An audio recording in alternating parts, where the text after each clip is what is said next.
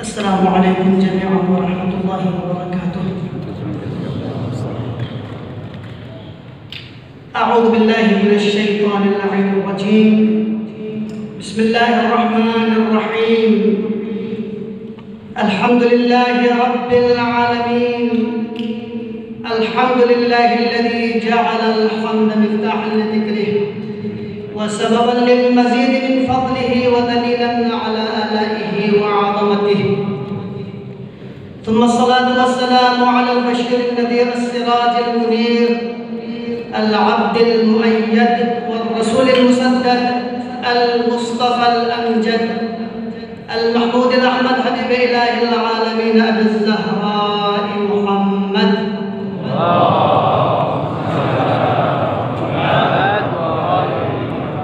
وعلى وصيه وابن عمه علي بن أبي طالب وعلى الصديقة الكبرى فاطمة الزهراء سلام الله عليها، لا سيما بقية الله في الأرضين، روحي وأرواح العالمين لتراب مقدمه الفداء.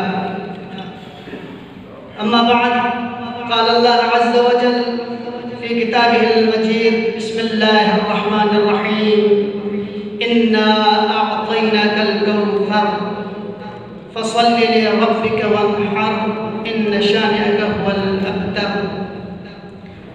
نعزي صاحب العصر والزمان الإمام المنتظر، روحي وأرواح العالمين للتراب مقدمه الفداء، والعالم الإسلامي ومراجعنا العظام بذكرى استشهاد الصديقة الطاهرة المظلومة المهضومة سيدة نساء العالمين فاطمة الزهراء صلوات الله عليها، التي وقف قبرها أمير المؤمنين عليه السلام وقال: ما لي وقفت على القبور مسلما قبر الحبيب فلم يرد جوابي.